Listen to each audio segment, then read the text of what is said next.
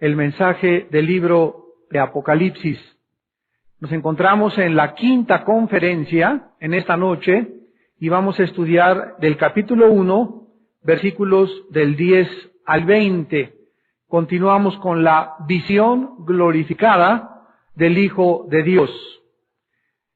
Dice el apóstol Juan en el versículo 10, yo estaba en el Espíritu en el día del Señor y oí detrás de mí una gran voz como trompeta. Vimos nosotros ya anteriormente que esta frase en el Espíritu significa que Juan se encontraba en la dimensión espiritual, no estaba todavía fuera de su cuerpo, porque todavía no sube él al cielo hasta el capítulo 4, sino que en el Espíritu implica que estaba él caminando en el Espíritu.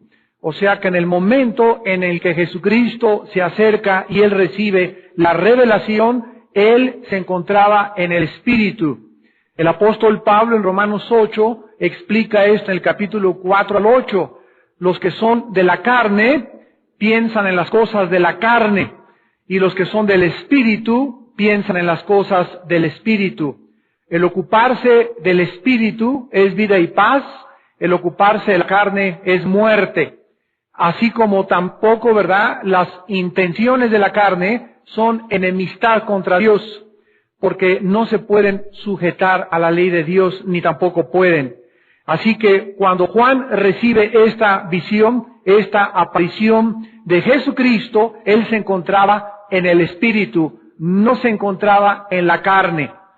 Dice Juan que estaba también en el día del Señor, y lo vimos también en la clase pasada, que esta frase implica un período de tiempo donde Dios vendrá a juzgar al mundo, donde los juicios de Dios serán derramados sobre toda la humanidad, donde nosotros ya no vamos a estar aquí en este planeta, y donde se cumplirá lo que Dios le habló en el capítulo 9 de Daniel, a través del ángel, dándole a Daniel lo que se llama la semana 70 o Septuaginta de la profecía de Daniel.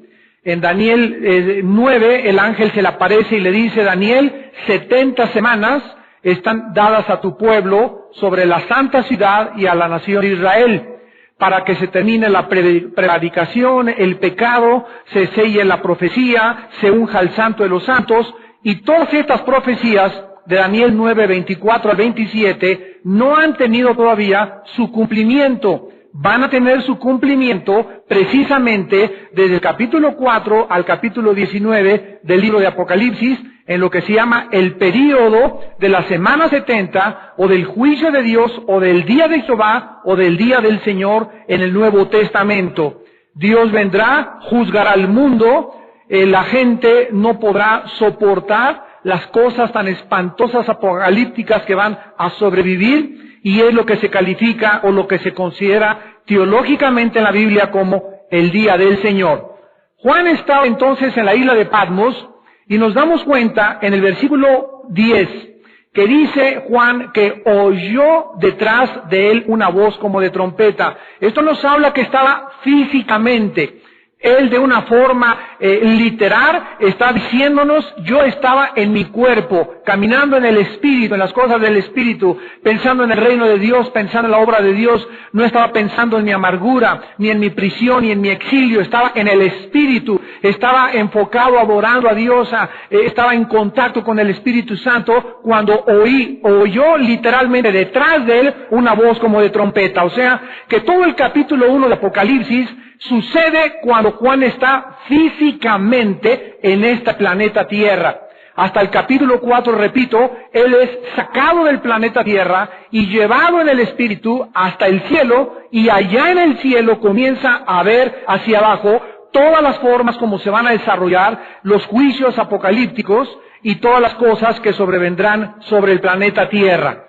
Cuando Juan voltea, la voz que le dice es la de Jesucristo, mencionándole el título que se le da al Padre en el Antiguo Testamento. Yo soy el Alfa y la Omega, el primero y el último. Estas dos frases solamente se pueden relacionar con Dios. Y cuando le está diciendo que Él es el Alfa y Él es la Omega, está diciendo que Él es el principio y Él es el fin. Por lo que si Dios es el principio y Dios es el fin, nosotros nos encontramos en medio. Y si estamos en medio, tenemos la absoluta seguridad que si Dios nos ha revelado el pasado y el pasado se ha cumplido proféticamente al pie de la letra como Dios lo ha establecido, se cumplirá también de aquí a que venga Cristo las cosas que sobrevendrán sobre el planeta Tierra. Así que Dios quiere que nos sintamos seguros, que nuestro corazón no se turbe, que estemos con paz, que tengamos seguridad sobre los días que vienen, los años que vienen. Vendrán terribles catástrofes para el mundo, pero nosotros debemos de mantener la unidad del Espíritu, debemos mantener la armonía entre nosotros. Más que nunca debemos amarnos, perdonarnos, soportarnos como un cuerpo, porque todos pertenecemos y somos el cuerpo de Jesucristo. Ahora, dice a continuación que cuando Jesucristo le dice que Él es el Alfa y el Omega, le manda inmediatamente una orden diciéndole, escribe en un libro lo que ves y envíalo a las 7 iglesias que están en Asia.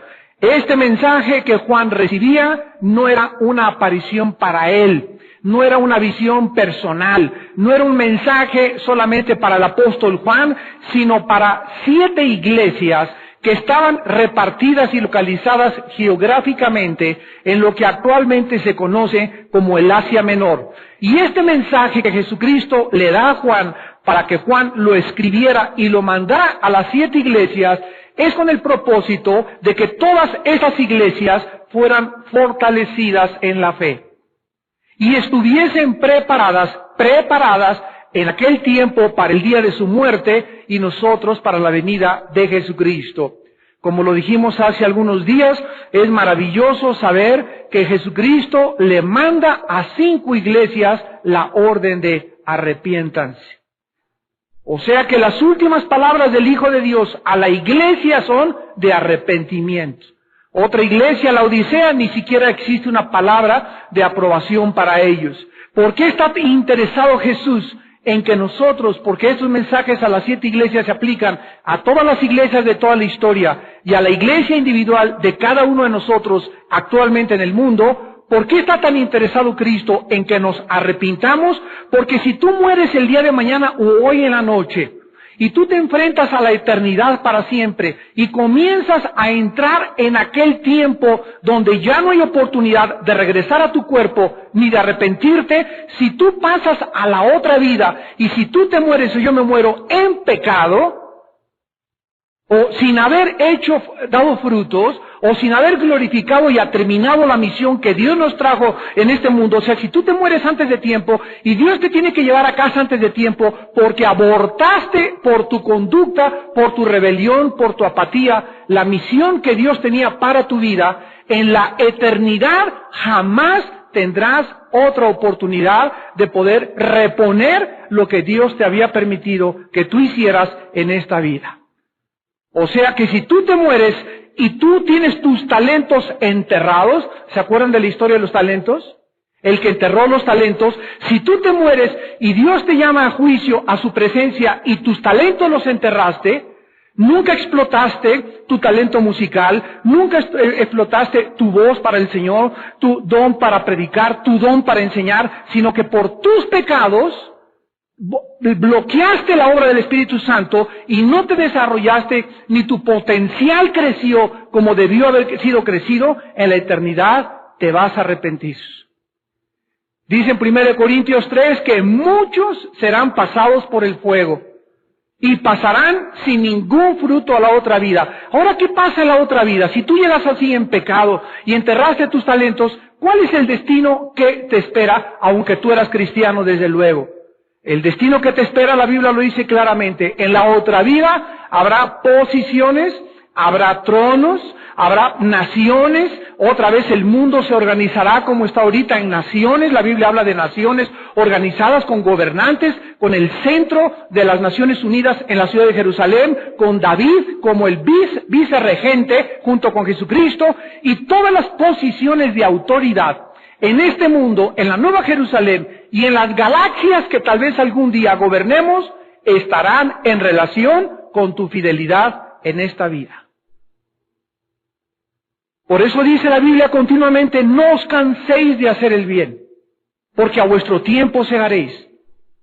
Hermanos míos, estad firmes y constantes, sabiendo que vuestra obra en el Señor no es en vano. Vale la pena un vaso de agua que le des a alguien por Cristo. Vale la pena cada vez santificarte más. Vale la pena purificarte cada vez más. ¿Por qué? Porque nuestra vida se está acabando rápidamente. Y los segundos que perdí ayer, y lo que no hice anoche, y lo que hice o lo dejé de hacer, jamás lo vuelvo a recobrar. Lo que lo hice para bien, se me amontonará y se me guardará y se me acumulará en el cielo. El tiempo desperdiciado nunca me podrá alcanzar, ni lo podré tampoco equilibrar. Dios quiere que nosotros sepamos esto. Estas iglesias representan a las iglesias de todos los tiempos. El número 7 implica perfección o totalidad. Entonces, cuando hablamos de los 7 espíritus de Dios, no significa que son 7 espíritus de Dios, porque Dios es uno. Shema Yisrael, Adonai Eloheinu, Adonai Echad, Deuteronomio 6, 4 al 7. Oye Israel, el Señor tu Dios uno es. Significa las 7 manifestaciones que vamos a ver después del Espíritu Santo. Cuando habla de 7 iglesias, había más de 7 iglesias en el Asia, en este tiempo histórica y geográficamente, pero el 7 representa la perfección y la totalidad de todas las iglesias de todos los tiempos en el cuerpo de Jesucristo. Entonces, cuando estamos hablando de 7 en Apocalipsis, estamos hablando de lo que implica perfección y santidad. Les voy a dar a continuación el significado y el nombre de cada iglesia. La deseada. Dios anhelaba que esta iglesia regresara a Él. Dios nos muestra cuánto nos anhela. Dios te dice en esta noche, mi espíritu te desea. Y cuando un cristiano se aleja de Dios, Dios está en su corazón deseando que tú regreses en esta hora que estás escuchando estas palabras a Él. Porque Dios sabe que mientras más te alejes de Él, más vas a sufrir. Y por eso Éfeso, como lo vamos a ver, fue una iglesia que se envolvió en actividades y en miles de cosas, pero fue una iglesia que se fue alejando de Dios y perdieron su primer amor. Dios la deseaba que regresara a ella. Después veremos un mensaje. Esmirna significa mirra, y es el olor agradable de los mártires. Veamos a ver cómo esta iglesia, ¿verdad? Por la persecución y lo que sufrió, no hay una sola palabra en su contra. Pérgamo significa casamiento. Es la iglesia que se casa, que se mezcla, que se une en el ecumenismo con el mundo. Es la iglesia que hace alianzas impías, que se prostituye, que se une al gobierno, que se une a los fascistas, que se une al comunismo, que se une a una filosofía. Es el cristiano que compromete sus convicciones y por quedar bien con el mundo, por amar la gloria del Estado, por amar la gloria de la familia, por amar la gloria de las cosas que Satanás te ofrece, comienzas a mezclarte con el mundo y te comienzas a prostituir en tu ministerio. Cuando la Biblia es bien clara y nos dice, salgan de Babilonia, salte de esos amigos, no te juntes con esas personas, no veas esas películas, ustedes son santos, apártense, límpiense los que llevan mis instrumentos. Este es el mensaje a la iglesia de Pérgamo. Tiatira significa que no se cansa de sacrificar.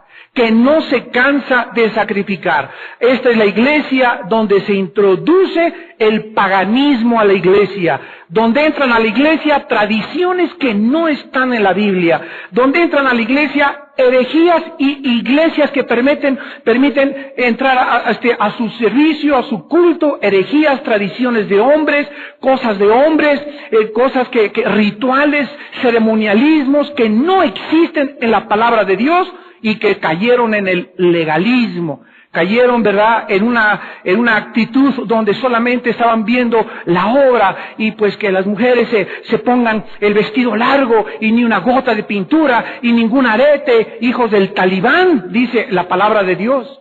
Porque estas personas son como los talibanes, una secta de religiosos que solamente exigen la ley y la ley y la ley y la ley. Y si te vas a otra iglesia te condenas y tú perteneces a esta iglesia. Y si te vas de esta iglesia apostatas y ya vas a perderte para siempre y vas a estar bajo maldición. Y todo, escúchenme los líderes que me están escuchando en este momento. Todo pastor y todo líder que comienza a tratar de amenazar a sus ovejas y de manipular a sus ovejas a través de amenazas y de maldiciones están en un espíritu de brujería. Porque la Biblia nos muestra que no debemos enseñorearnos de las ovejas. Y si una oveja quiere salirse de tu iglesia e irse a otra iglesia, no la amenaces. Bendícela porque Dios coloca a cada quien y mientras sean cristianas, gloria a Dios. Mientras no se vaya con una secta o cualquier otra cosa, pero si alguien quiere irse a otra iglesia o quiere un desayuno o quiere tomar un estudio por allá y está siendo identificado, gloria a Dios. No somos dueños de las ovejas, somos pastores y no para enseñorearnos de ellas, sino para hacer ejemplo de la grey. No como teniendo señorío, dice 1 Pedro 5, sino siendo ejemplo de la grey. Y cuando caemos en esto, caemos en la brujería, porque no se puede amenazar a las ovejas, ni mantenerlas dentro de una iglesia a través de la manipulación, de la coerción y de la intimidación. Esta es la iglesia de aquellas personas que no se cansan de sacrificar. Sardis significa los que escapan, sardis. Este es el remanente fiel en iglesias muertas. En todas las iglesias en el mundo cristianas hay un grupo de cristianos que son fieles. Son los que se van a escapar. En todas las iglesias que decimos, bueno, pues esta iglesia denominacional y estos líderes denominacionales, tengamos cuidado nunca de estar creyendo que aquí está la profecía y que aquí está la mejor iglesia y que nosotros tenemos la verdad, porque la verdad se encuentra en Jesucristo. La verdad se encuentra en la persona del Hijo de Dios. Y todas las iglesias, ya sea presbiterianas y ya sea las que están frías y ya sea denominacionales, todos nos necesitamos y esos pastores hay que orar por ellos y hay que bendecirlos y nunca aceptar esta posición de pues eso está mal y nosotros estamos bien. Debemos tener compasión unos por otros porque el Espíritu busca la unidad en nuestra vida. Y siempre en todas las iglesias hay un grupo de fieles, el remanente que Dios le llama y que se les titula como Sardis, los que escapan. Filadelfia significa amor fraternal.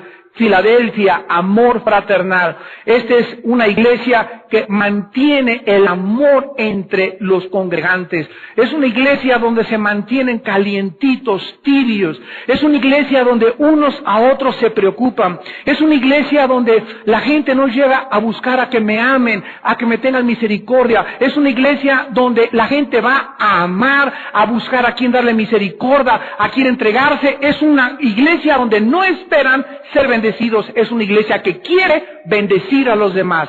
Esta es la iglesia de Filadelfia. En séptimo lugar, la iglesia de la Odisea significa juicio del pueblo. Juicio del pueblo. Esta es una iglesia tibia a punto de ser juzgada.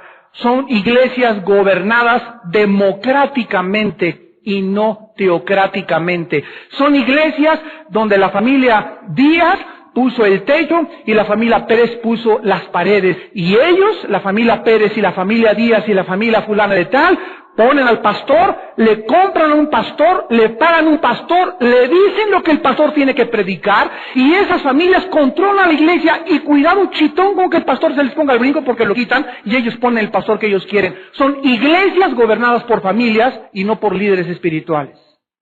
Y el gobierno democrático no es un gobierno bíblico. El gobierno de la iglesia no se gobierna como el PRD, como el PRI, como el PAN. El gobierno de la iglesia no la maneja el pueblo. No es un gobierno democrático donde las ovejas votan a quien queremos por pastor. Es un gobierno que a través de los líderes, el Espíritu Santo les habla y les muestra. Hechos 13, escógeme a Pablo y a Bernabé para la obra a lo que los he llamado. Cuando iglesias son las familias, las que controlan las iglesias, son iglesias de la Odisea, son iglesias nicolaitas, como más tarde la podremos examinar con detalle. Ahora, en el versículo 12 en adelante, viene la aparición de Jesús. Dice el versículo 12 el apóstol Juan, me volví para ver. En el versículo 10, oyó. En el versículo 12, vio. o sea, tanto oído como vista, el apóstol Juan estaba dentro de su cuerpo, física, literalmente. Se volvió para ver esa voz que hablaba, y lo primero que vio el apóstol Juan fue 7 candeleros de oro. 7 candeleros de oro. Y en medio de los 7 candeleros, a uno semejante al Hijo del Hombre, vestido de una ropa que llegaba hasta los pies, ceñido por el pecho con un cinto de oro. Su cabeza y sus cabellos eran blancos como blanca lana, como nieve, sus ojos como llama de fuego, sus pies semejantes al bronce bruñido, refulgente como en un horno, y su voz como estruendo de muchas aguas. Tenía en su diestra 7 estrellas, y de su boca salía una espada aguda de 2 filos. Su rostro era como el sol cuando resplandece en su fuerza. Y cuando le vi, dice Juan, caí como muerto a sus pies. Y él puso su diestra sobre mí diciéndome, no temas, yo soy el primero y el último. Vamos a continuación a analizar cada aspecto de la vestidura de Jesucristo y del aspecto que él presenta, para ver que en cada aspecto que Jesús revela, en sus ojos, en su pelo, en su pecho, en su vestido, en sus pies, en su mano, está relacionado con cada mensaje de las 7 iglesias. Rápidamente, por ejemplo, en el capítulo 2 de Éfeso, de Apocalipsis, capítulo 2, escribe al ángel de la iglesia en Éfeso, el que tiene las 7 estrellas y anda en medio de los 7 candeleros de oro. O sea, a cada mensaje que Cristo le da a cada iglesia, se asocia una parte de la visión con que Juan lo vio glorificado. ¿Me van siguiendo? Entonces, cada aspecto que vamos ahorita a estudiar está relacionado con cada una de las iglesias. Por lo que cada aspecto de Cristo está asociado o con la reprobación o con la aprobación que Cristo le quiere dar a cada una de las iglesias. En primer lugar, dice la Biblia que el aspecto que Jesús tenía era semejante al Hijo del Hombre. Aquí Cristo, en medio de los 7 candeleros, es visto en el centro, y su aspecto era como un hijo del hombre, o sea, como un ser humano. Número 1, ¿por qué Jesús está en el centro de los 7 candeleros? Vamos a ver que los 7 candeleros representan la iglesia, porque Jesucristo debe ser el centro de toda nuestra adoración, de todas nuestras actividades, de toda nuestra alabanza, de todo nuestro compromiso, de todo nuestro enamoramiento. Él es el todo en todo y sobre todos. Hace algún tiempo estaba yo en una conferencia y estaba alguna persona hablando acerca de el mover del Espíritu Santo, y se atrevió a decir esta persona, pues es que el Espíritu Santo debemos de adorarlo y debemos de exaltarlo porque es el Espíritu Santo y debemos de concentrarnos en él. Entonces agarré una tarjetita y le escribí, le dije, mi querido hermano, con todo el respeto que te mereces y en el amor de Jesús, en Colosenses capítulo 2 dice la Biblia, para que Cristo tenga en todo la preeminencia. En Apocalipsis Él se muestra como el centro de la iglesia, y la Biblia dice en Juan 14 y en Juan 16 que cuando el Espíritu Santo viniera, el Espíritu Santo levantaría a Jesús. No Jesús al Espíritu Santo, sino el Espíritu Santo a Jesús. Por lo tanto, ni siquiera, escúchenme bien, el Espíritu Santo tiene la preeminencia que tiene Jesús. Al Padre le agradó que fuera el Hijo el que fuera levantado. El Espíritu Santo nos guía a nosotros a adorar a Jesús. Y cuando estamos en el Espíritu, Él nos va a guiar a darle al Hijo de Dios el poder, la gloria, la honra, la sabiduría y el imperio por los siglos de los siglos, para que siempre sea Jesús el centro de toda nuestra adoración. No el Espíritu Santo, el Hijo de Dios. Y tenemos nosotros que recibir y aceptar este orden de Dios. Gloria a Dios por el Espíritu Santo, sin Él no podríamos conocer, no podríamos ser guiados a la verdad, pero es un ministerio. Pero el Espíritu Santo, cuando guía a un cristiano, a una iglesia, a la adoración, siempre es para que sea la persona de Jesús la que sea exaltada. Y nunca, nunca, nunca Jesús comparte su gloria con ningún ser humano. Cuando algún predicador, alguna persona de la danza, de panderos, de trompetas, de banderas, edecán, seguridad, de cualquier ministerio quiere él destacar, inmediatamente Cristo lo va a aplastar. Y te va a humillar, tarde o temprano, porque Dios no quiere que nadie destaque, ni que nadie sea la estrella del show, ni que nadie sea el que reciba la gloria, sino solo la persona de Jesús. Y debemos siempre mantener esto en nuestro corazón. Dice en segundo lugar que Él era semejante al Hijo del Hombre. Vean ustedes en el libro de Daniel, capítulo 7, versículo 13, que este término, el Hijo del Hombre, se le da también a Jesucristo, Daniel 7, versículo 13. Miraba yo en la visión de la noche, escribe Daniel, y he aquí con las nubes del cielo venía uno como un hijo de hombre, que vino hasta el anciano de días y le hicieron acercarse delante de él. Lo que Daniel ve, 650 años antes de que Cristo muriera en la cruz. Daniel fue escrito 650 años antes de que Cristo muriera en la cruz. Lo que Daniel vio 650 años después es lo que Juan vio en Apocalipsis 5, cuando Dios tiene un libro en sus manos. Y vean ustedes que en Apocalipsis 4 y 5, esto es sorprendente, pero no se lo voy a decir todavía. En Apocalipsis 4 y 5, Cristo no se encuentra sentado a la diestra del Padre. Y lo puedes buscar como tú quieras. Antes de Apocalipsis dice la Biblia que cuando Jesús ascendió a los cielos, ¿qué cosa? Ascendió y se sentó a la diestra del Padre. Y vamos a Apocalipsis 4 y 5 y no está sentado a la diestra del Padre. Aparecen 24 tronos alrededor del Padre. Y 4 seres vivientes, los vamos a analizar con detalle, y los 24 ancianos, y la adoración de todos los seres en el cielo, y dándole gloria a Dios, y en eso saca un libro, el Padre sentado en su trono, y comienza el capítulo 5 a gritar, ¿quién es digno? ¿Quién es digno? No hay nadie, ni vírgenes, ni santos, ni papas, ni nadie, ni Martín Lutero, ni Moisés, ni Santa Casandra, ni Santo Niño de Atoche, no hay nadie absolutamente digno en toda la creación de Dios, a quien Dios le puede entregar el juicio del universo. Y en eso Juan comienza a llorar en el capítulo 5 y dice, y en eso vi a un cordero, no lo vio junto al Padre. Y entonces dicen que a Cristo lo trajeron con el Padre y el Padre le entrega los libros y Cristo comienza a abrir los sellos y comienza la gran tribulación. Los 4 caballos del Apocalipsis, en el capítulo 6 de Apocalipsis. ¿Por qué Cristo no está sentado a la diestra del Padre, sino que se encuentra en otra posición? Recuerden ustedes que la Biblia dice, y estará sentado hasta que sus enemigos sean puestos por estrado de sus pies. ¿Saben qué significa esto? ¿Por qué no está sentado Jesús? Porque en el momento en que Jesús se pare junto al trono de su Padre, es porque está listo para bajar a entrar como varón de guerra en este planeta. Gloria a Dios, bendito sea el nombre de Jesús.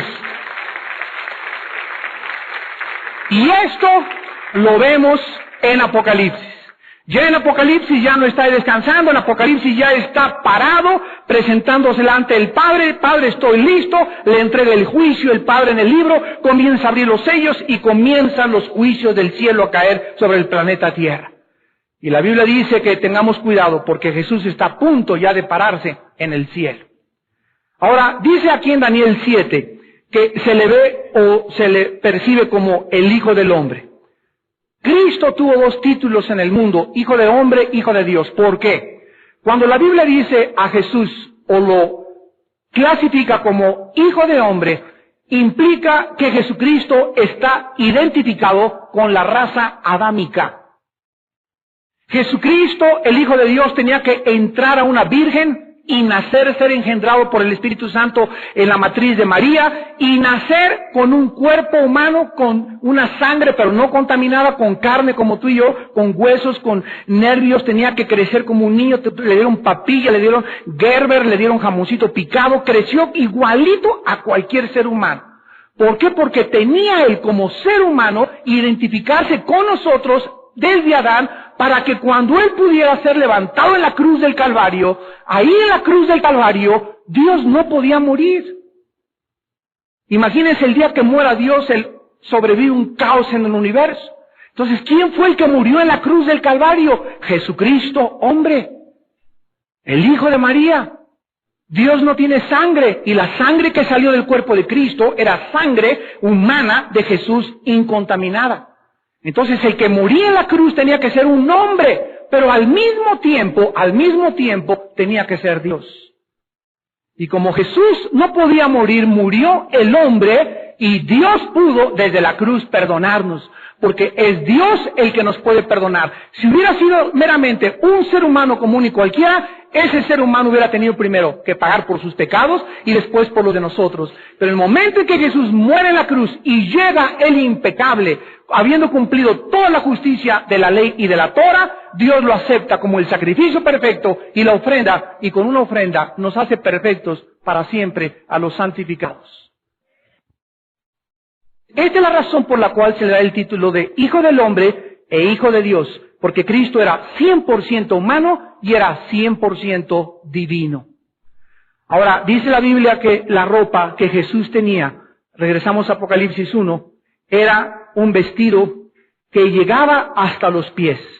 Si ustedes leen Éxodo 28:4, Éxodo 39:29, podremos descubrir que estas vestiduras, desde arriba hasta abajo, eran los vestidos típicos de los sacerdotes que ministraban en el tabernáculo, de los profetas, Zacarías 3:4, y de los reyes y de los príncipes, 1 Samuel 24, versículo 5 y versículo 12.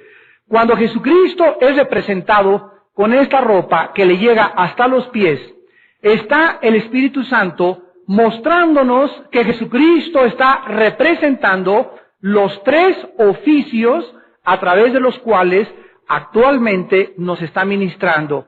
Jesucristo es Rey, Jesucristo es sacerdote y Jesucristo es profeta. En primer lugar, como profeta nos declara la palabra de Dios. La palabra profetizar no significa siempre hablar el futuro, sino hablar de acuerdo a lo que está escrito en la palabra. Si yo tomo ahorita la palabra y les digo gracia y paz sean ustedes de Jesucristo, les estoy, ¿qué cosa?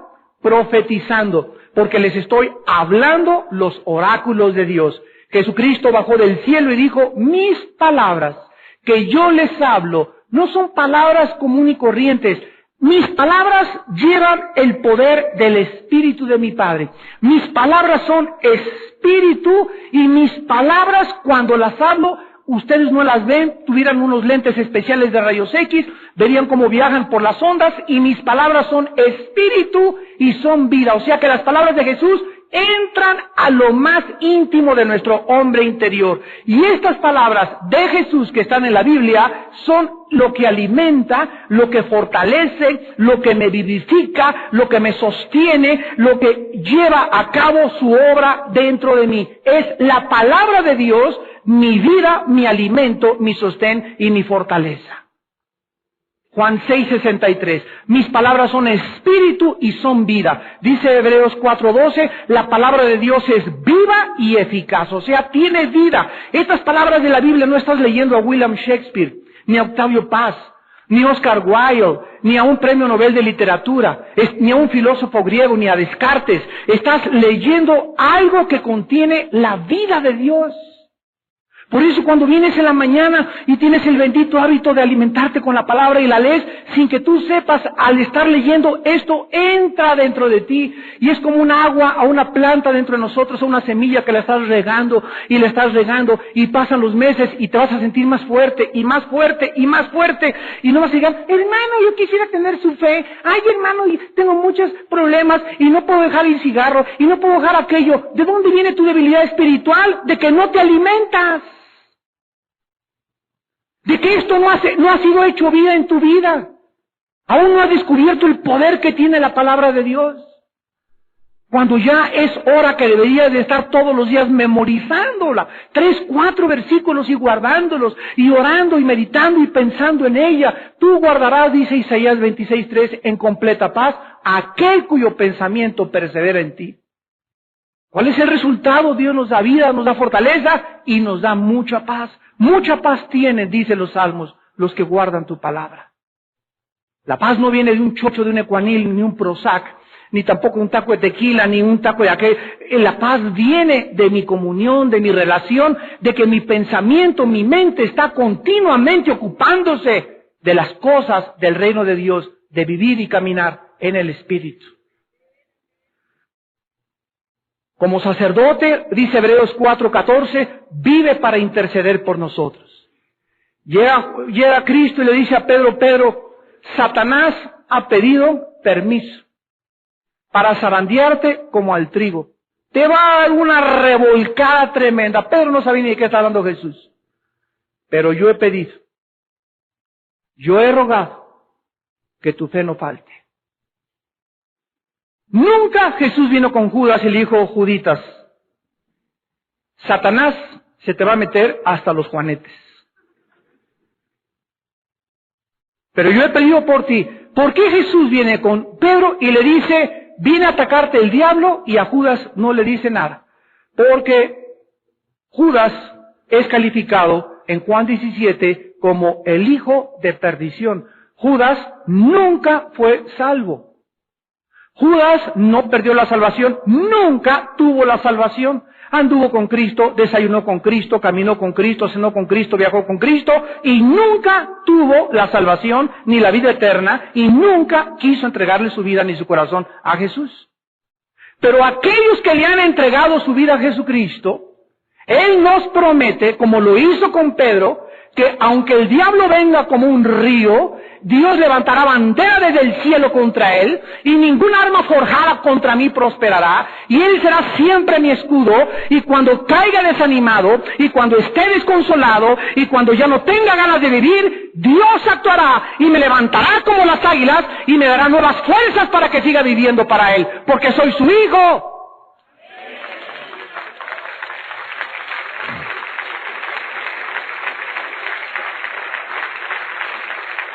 Esto es lo que significa que Él vive para interceder por nosotros. Él subió al cielo, ¿verdad? Vino Satanás, atacó a Pedro, Pedro lo negó, Pedro se avergonzó, Pedro lloró amargamente. ¿Y qué hizo Jesús? Oró para que su fe no faltara. Y cuando Pedro estaba en el clímax, en el pozo de la desesperación, ya creyendo que no había perdón para su vida, que su pecado era demasiado grande para que Dios lo perdonara, que cómo era posible que hubiera traicionado al Hijo de Dios, ahí en ese estado de desconsuelo, de desánimo, Jesús se le aparece y le dice, Pedro, ¿me amas?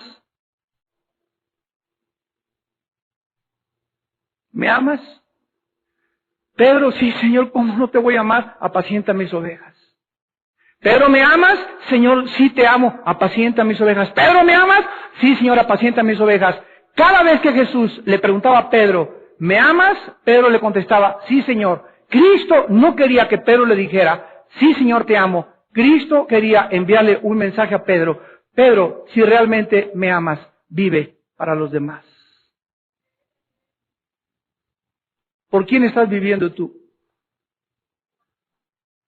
¿A quién le estás entregando tu vida todos los días? ¿A quién, cuando llegas a la iglesia, consuelas? ¿Por quién oras? ¿A quién confortas? ¿Por quién oras? En las noches, si Cristo viniera en la noche, ¿le podrías a Cristo enseñar una lista de oración de 30 personas por las que oras diario, que no son salvas, de tu familia, tu cuñada, tu exesposa, tu esposa, tus hijos, y que estás orando por su salvación? ¿Tienes alguna lista de personas por las que estás intercediendo? En el último mes has llorado, han caído lágrimas, has empapado tu almohada por alguna alma que te entristece cuán sumida está en el pecado. Puede ser un hijo, puede ser una hija, y le has dicho, Padre mío, por favor, haz volver a esta sobrina mía, haz volver a mi hijo, haz volverlo a Jesucristo. Tu corazón, ¿cómo se encuentra de ternura, delante de Dios en esta noche. No me digas, Señor, Señor, haz mi voluntad. ¿Y cuál es mi voluntad? Que os améis unos a otros como yo los he amado. Pedro fue restaurado y se convirtió en uno de los apóstoles más grandes. Se le entregaron las llaves del reino de Dios, en el sentido que en Pentecostés él fue el primero que abrió el evangelio y las puertas del reino con el primer mensaje en el día de Pentecostés. El apóstol Pedro, que días antes había traicionado y cometido alta traición contra su maestro. Pero él era hijo de Dios y su fe no faltó, así como nuestra fe no faltará, porque él vive para interceder por nosotros. Él es nuestro sumo sacerdote en el cielo ahorita. ¿Cuánta confianza me da? ¿Cuánta paz llena mi corazón? ¿Cuán descansado está mi espíritu al saber estas verdades? De que aun cuando seamos infieles, Él sigue siendo fiel. Y en tercer lugar, como rey, vive para gobernar sobre todo el universo. Dice en Apocalipsis 19, versículo 16, y en su vestidura y en su muslo tiene escrito este nombre, Rey de Reyes y Señor de Señores. No es el PAN el que puso al presidente Fox. No fueron los partidos de republicanos los que pusieron al presidente Bush. No fueron los cubanos ni el golpe de Estado Batista en el 60 los que pusieron a Fidel Castro. No es el presidente Lula en el Brasil el que puso el populismo y el partido de izquierda en el Brasil. Dios, dice la Biblia, se encuentra detrás de todos los sucesos del mundo. Y aunque nosotros veamos algunas cosas que entran y que parecen incongruentes ante nuestro juicio, como por ejemplo Nabucodonosor, año 685, entrando a la ciudad de Jerusalén y destruyendo Jerusalén, el Espíritu Santo es muy detallista para dejarnos claro. Daniel 1, versículo 1 y versículo 2. Y Nabucodonosor entró porque Dios lo envió. Detrás de la invasión de Nabucodonosor contra Jerusalén se encontraba el plan de Dios. Cuando Ciro, el rey de Persia, libro de Esdras, comenzó a mandar un edicto para que se reconstruyera y regresaran los judíos a través de Zorobabel a reconstruir Jerusalén, dice la Biblia, el Espíritu de Dios despertó el espíritu del rey de Persia. Dios se encuentra de todas las cosas que suceden en el mundo. Hay cosas, por ejemplo, que Dios le da a un presidente y dice, yo te puse aquí, mas las cosas malas que hace un presidente, como en el caso de Nabucodonosor, que se aprovechó, él será juzgado. Pero Dios permite en su voluntad permisiva que muchas cosas suceden, porque esas cosas que redundan para el bien de los malos y que creemos que para nosotros nos perjudican, es lo contrario. Todas las cosas contribuyen para nuestro bien. Esta es la sabiduría de Dios. Y tus pensamientos no son los pensamientos de Dios. Y así como Dios permitió que José, ya lo vimos, fuera vendido, fuera rechazado, fuera encarcelado, y parecía que todas las circunstancias adversas estaban en contra de él, y lejos de la familia, y aislado de todos, y aplastado de todos, formaba parte del plan de Dios. Reconócelo en todos tus caminos, y Él enderezará tus veredas. Ahora dice a continuación que también Jesucristo, versículo 13, capítulo 1 Apocalipsis, estaba ceñido por el pecho con un cinto de oro. Y el cinto de oro en Éxodo 28, 4, Éxodo 39, 29, era el cinto que usaban los sacerdotes levitas, que simboliza fuerza y autoridad. Fuerza y autoridad. Con la diferencia que el cinto de Cristo era de oro. El de los sacerdotes y de los levitas no era de oro, porque el oro simboliza en la Biblia la divinidad. Por ejemplo, el arca de la alianza, que era una cajita así, por dentro era madera y forrada con oro. La madera significa la humanidad, el oro la divinidad. Cuando Dios mandó hacer el arca, madera por dentro y forrada con oro, estaba dándonos un tipo, un símbolo, una ilustración de Cristo. Cristo sería por dentro humano, por afuera divino. Gloria a su nombre. Su cabeza y sus cabellos eran blancos como blanca lana, como la nieve. Regresamos otra vez a la visión de Daniel en el capítulo 7, ahora en el versículo 9. Y dice la Biblia en Daniel 7, 9, estuve mirando y fueron puestos tronos. Daniel, hermanos, está viendo Apocalipsis 20. Hay cantidad de visiones en el libro de Daniel que tiene su paralelo en el libro Apocalipsis, con la diferencia que Daniel los ve antes que el apóstol Juan, con 650 años de anticipación que el apóstol Juan. Estos tronos que Daniel está viendo en Daniel 7:9 son los de Apocalipsis 20, del 2 al 4.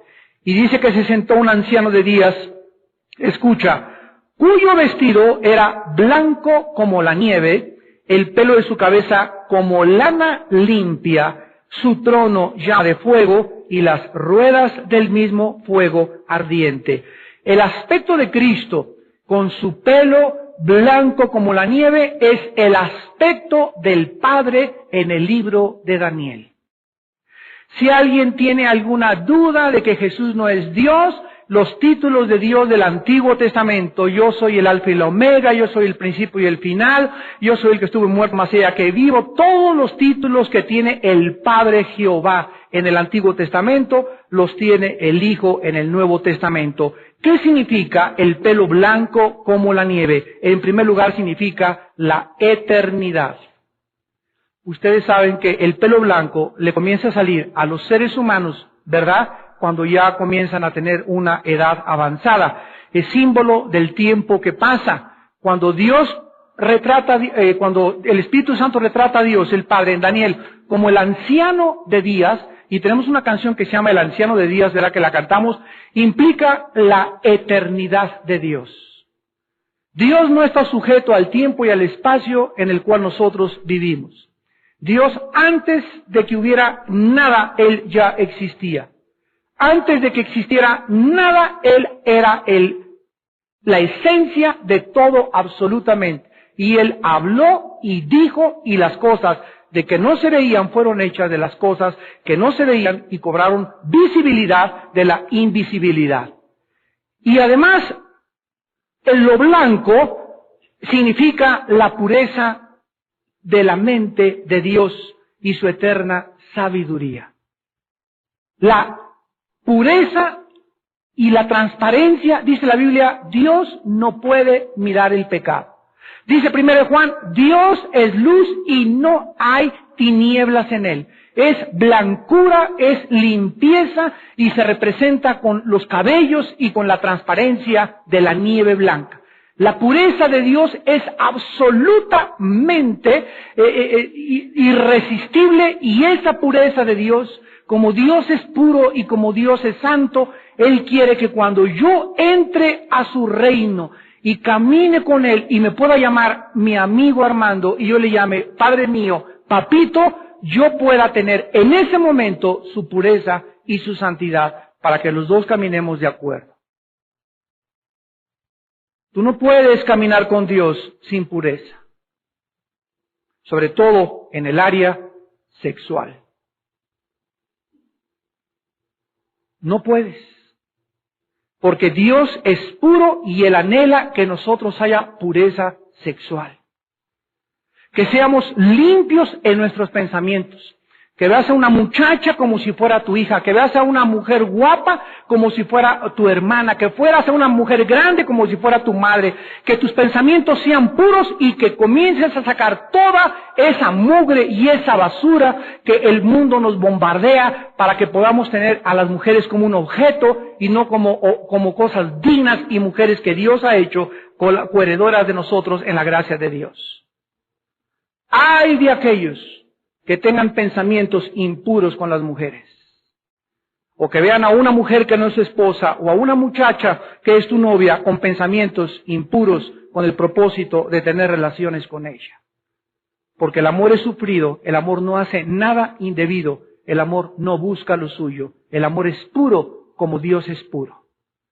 Y es el mensaje que Dios nos quiere mandar en esta noche y a través de todas las edades. Límpiense todos los que llevan mis instrumentos. Y si invocáis por Padre, 1 Pedro 1:17, aquel que sin acepción de personas juzga a cada quien de acuerdo a sus obras, anden con temor durante todo el tiempo de vuestra peregrinación. Sino que aquel como os llamó es santo, sean también ustedes santos, limpios, separados, diferentes. Que este mundo no entre a tu vida ni te dejes contaminar por el mundo. Fíjate, hay muchos cristianos que yo he descubierto que tienen creencias, o sea, creen que Jesús es el Salvador, creen que la Biblia es la palabra de Dios, cristianos que creen que están en la iglesia correcta. Sin embargo, hay una gran diferencia, sígueme con cuidado, entre creer y tener convicciones. ¿Sabes cuál es la diferencia? Que cuando tú crees simplemente y viene la prueba en tu vida, por ejemplo, yo creo que la Biblia es la palabra de Dios. Si crees que la Biblia es la palabra de Dios y si crees que Jesús murió por ti, ¿por qué estás dispuesta a casarte con un incrédulo? ¿Por qué viene un muchacho y te mueve el tapete y te vas con la finta si dices que eres cristiana? ¿Te das cuenta? Tienes creencias, pero no tienes las suficientes convicciones para vivir por Cristo y pagar el precio por Él. Yo creo que la Biblia es la palabra de Dios, pero ahí estás con tu jefe en Navidad y te invitan a brindar y sacan el tequila y sacan el alcohol y comienzan a hablar, pero no tienes las suficientes convicciones para decirles a este grupo de personas, hasta luego, me voy temprano a mi casa. Sí, ya se va el santito, el religioso. Como no quieres pagar el precio de la burla, te prostituyes y tus convicciones son cero. Dices que crees, pero no lo demuestras, porque si lo tuvieras, manifestarías y arriesgarías tu propia reputación por causa de Cristo. Dices que crees que es la palabra de Dios y tu cuñada te invita a una boda religiosa, a que vayas a la actuación y a la liturgia. Y como no quieres vender, no quieres comprometerte demasiado con la familia, aunque dices que crees en la palabra de Dios, no es cierto que crees, porque no tienes convicciones. Si las tuvieras, no irías a la boda religiosa. Y es tiempo de convicciones.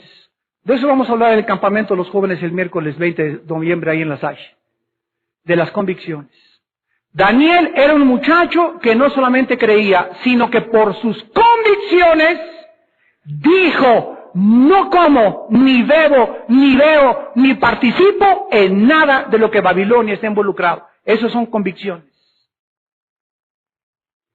Hasta que tú no manifiestas lo que crees, arriesgando tu reputación, arriesgando tu dinero, arriesgando tu gloria, arriesgando una posición, arriesgando la burla, no es cierto que crees. Es la creencia y la fe de los demonios, de Santiago 2. Los demonios también creen y tiemblan, pero no hacen la voluntad de Dios. ¿Te das cuenta? Si tú tuvieras convicciones, no te venderías como te vendiste con tu jefe. Si tú tuvieras convicciones, no tendrías miedo y darías tus diezmos. ¿Por qué no das tus diezmos? Es que hice las cuentas y no me alcanza, porque no tienes convicciones, o sea, no crees suficiente y profundamente que Dios es tu pastor y que nada te va a faltar. Porque si lo creyeras, diezmarías. Pero no lo haces. ¿Por qué no lo haces? Porque en lo profundo de tu corazón no es cierto que crees. Es hasta que das el paso y haces lo que Dios te manda, cuando lo que tú crees se forma una convicción. Y sabes una cosa, mientras más pasos damos de fe y mientras más obedecemos a Dios, más nos fortalecemos interiormente y más fuertes estamos para resistir la presión del mundo. Por eso el cristiano es así. Indelebles así, con cualquier vientecito se los llevan, con cualquier cosita los tumba, con cualquier cosita pierden, no tienen convicciones de nada. Pero dicen mental e intelectualmente que creen. Sus ojos, dice la Biblia, eran como llama de fuego. Esto simboliza la penetración de la mirada de Cristo, mirando hasta las más recónditas escondites y profundidades de mi alma y de tu alma. El Espíritu Santo le dijo a Jeremías en 17, 9 y 10, engañoso es el corazón más que todas las cosas. ¿Quién le conocerá? Este es el error de Sigmund Freud. Este es el error de la psiquiatría y es el error de la psicología. Cuando Sigmund Freud pisó los terrenos que le pertenecen a los consejeros cristianos y a los pastores cristianos, y la psicología entró dentro de la arena académica, pseudocientífica, a tratar de usurpar la consejería bíblica, el mundo se volteó y creyó y aceptó la idea de que una persona con problemas mentales y conducta normal tiene su raíz en un problema en la mente, en la psique. Y la Biblia, hace 2000 años, 1 Corintios 2, del 10 en adelante, ya nos decía, ¿quién de los hombres conoce las cosas del hombre, sino el espíritu del hombre que está dentro de él? La Biblia nos muestra que el problema de un ser humano que tiene una conducta normal, que tiene problemas mentales, que de acuerdo a muchas personas no es normal comparado con la normalidad de los demás, su problema no es mental y no es el psiquiatra ni el psicólogo, su problema es espiritual. Trasciende, va mucho más allá el problema humano que la mente. Entonces un psicólogo y un psiquiatra, si no está lleno del Espíritu Santo y no es la Biblia la que usa en su consejería, te puede destruir todavía aún más. ¿Por qué? Porque la única forma en la que un psicólogo y un psiquiatra no cristiano tratan a las gentes, la única terapia que tienen son pastillas tranquilizantes. No hay otra forma de manejar a un neurótico, a un maniático depresivo, a un psicótico, a un psicópata, a un esquizofrénico, más que con chochos. Al ratito hasta un trago de tequila le van a dar ya para que lo deje molestar al psiquiatra. El problema es espiritual. Y cuando en el espíritu hay pecado, una persona con problemas mentales, una persona con problemas anormales, tiene un problema de cosas no resueltas de su pasado, que los pecados lo han alcanzado. Tus pecados te alcanzan a los 30, a los 40 años y comienzas a desvariar a los 45. ¿Por qué? Porque nunca quisiste hacer la paz con Dios. Nunca quisiste someterte a sus mandamientos. Nunca quisiste aceptar la dirección del Espíritu Santo. Entonces es lógico que tu mente comience a trastornarse y a deliberar por diferentes cosas y a las 2 de la mañana huyas como coyote ya. La Biblia dice que Cristo, en Jeremías 17:10, yo Jehová que escudriño la mente y el corazón. Esta noche podemos llegar, hincarnos junto a nuestra cama y decirle a Jesús, Jesús, aquí mi esposita que tengo a mi lado, mi esposito que tengo a mi lado, nunca, aunque pase 100 años con ella o con él, lo voy a acabar de conocer. Nunca entre nosotros nos acabaremos de conocer. Hay personas que en Estados Unidos y aquí en México que le traen a sus hijos a la señora Pompidou. ¿Qué cree señora Pompidou? Que su chamaquito de 17 años hizo ni pichililín, es incapaz de esas cosas, es capaz de eso y demás. El concepto que tenemos nosotros de la gente, mira, si tú ves una foto de Bin Laden, tiene una cara de borreguito a medio morir. Mira, podría ser la ilustración de Santo Tomás. No es cualquiera diría, el terrorista más grande del mundo.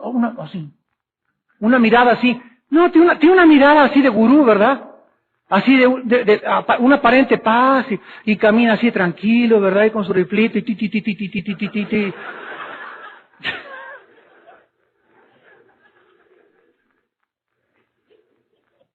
Les voy a decir por qué. Si tú ves una fotografía de Al Capone, de John Dillinger, de grandes asesinos de Hitler, eran personas que en la foto tú los ves y les ves la maldad. ¿De qué nos habla que ahora los malos, los personajes terroristas, los que están culpables de genocidio, las personas así, tengan una cara que disfraza? Porque conforme pase el tiempo y los años, el mal será cada día más sutil y más sutil y más sutil. Y Satanás se presentará al mundo cada vez más como un ángel de luz. ¿Qué les quiero decir? Que mientras pasen los años, será cada día más difícil discernir quiénes son los buenos y quiénes son los malos. Y si no, vean ustedes las noticias y vean ustedes los periódicos, todos los días. Ya no se sabe, ya Hussein es héroe. Ya hay miles de protestas en el mundo, en Florencia, en Italia, 500,000 de personas protestando, por favor, no ataquen Irak. Disfrazados, escúchenme y abran sus sentidos espirituales, disfrazados con un movimiento que se llama pacifismo. El pacifismo no es bíblico. ¿Cuál es el problema de las millones de personas que desfilan en la calle diciendo que demandan la paz y que no ataquen? El problema es que esas personas no saben que desgraciadamente para que haya paz se tiene que usar la fuerza. Es un mundo de inmaduros y de seres humanos que creen, no ataquen Irak, a que vamos a guardar las armelitas, las pistolitas y nadie, todos en casita. Y aquel se sigue armando y va a desatar una tercera guerra mundial en el Medio Oriente. Y la única forma de evitar eso es ir y quitarle las armas y quitarle todo el poder que tiene biológico y químico. Pero la única forma de hacerlo es por la fuerza. ¿Por qué? Por el pecado. Entonces es una utopía social el creer que no hay guerra y empiezan luego, ¿se acuerdan los 60? Las canciones de Bob Dylan, de John Baez y los Beatles y todos abogando por la paz y el mundo y por favor no se peleen, pero carrujotes de marihuana que se metían. Y no vayan a atacar Vietnam y fuera de Vietnam, pero vivían en comunidades y ya no sabían los niños que crecían en los 60 de quién era el papá y quién era la mamá. La juventud que se rebeló y protestó contra los adultos en esa época cometieron 5 veces errores más profundos que los adultos que estaban criticando. ¿Por qué? Por la ignorancia de este libro que se llama la Biblia. Mientras haya pecado, tiene que haber guerras. Y mientras hay guerras, estas guerras tienen que traer la justicia y la paz. Dice la Biblia, justificados por la fe, tenemos paz. Para que haya paz, tiene que haber justicia. Y la única forma de que haya justicia en el mundo injusto en que vivimos es a través del uso de la fuerza. No se puede por las buenas tratar con terroristas, con criminales, con secuestradores. Se tiene que aplicar la fuerza y el uso de la policía y de los ejércitos. Y la gente, ignorando esto, en una utopía falsa, viven y protestando. Peace and love. No ataquen Irak. Los ojos de Cristo nos redarguyen y nos muestran lo profundo de nuestro corazón. Sus pies como el bronce bruñido, refulgente como un horno. El bronce en la Biblia, Levítico 26:19. Deuteronomio 28:15, es el símbolo del juicio de Dios. Por ejemplo, dice en Deuteronomio capítulo 28, hablándole Dios a la nación de Israel, versículo 15. Acontecerá que si no oyes la voz de Jehová tu Dios, para procurar cumplir sus mandamientos y sus estatutos que yo te intimo hoy, vendrán sobre ti estas maldiciones y te alcanzarán. Versículo, Deuteronomio capítulo 28, versículo 23. Los cielos que están sobre tu cabeza serán de bronce, y la tierra que está debajo de ti de hierro. El bronce implica juicio o la obstaculización de la gracia de Dios sobre la raza humana. Cuando la Biblia nos muestra que Jesucristo tenía los pies de bronce bruñido, significa que Jesucristo viene en primer lugar a juzgar a su iglesia.